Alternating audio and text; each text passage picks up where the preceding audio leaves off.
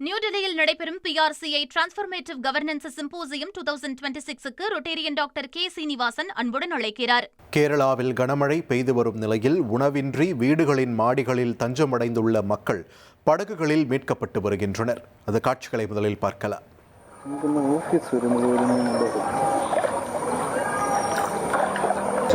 പകുതിയോളം വെള്ളം കയറിയിട്ടുണ്ട് എന്നാണ് അതിന്റെ ഇവിടൊക്കെ അവർ അടച്ചിട്ട്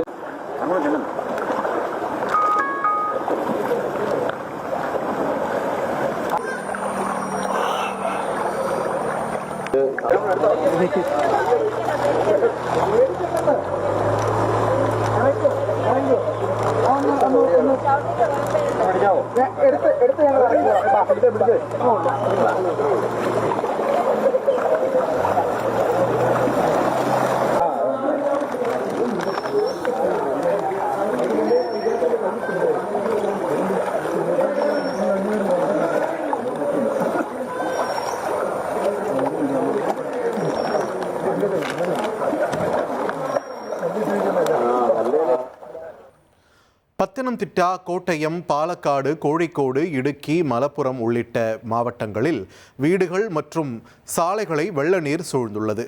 கோட்டயம் மாவட்டம் நட்டாஞ்சேரி உள்ளிட்ட பகுதிகளில் வீடுகளை வெள்ள நீர் சூழ்ந்ததால் வெளியேற முடியாமல் மக்கள் கடந்த 2 நாட்களாக வீடுகளின் மேல்தளங்களில் தஞ்சமடைந்தனர்.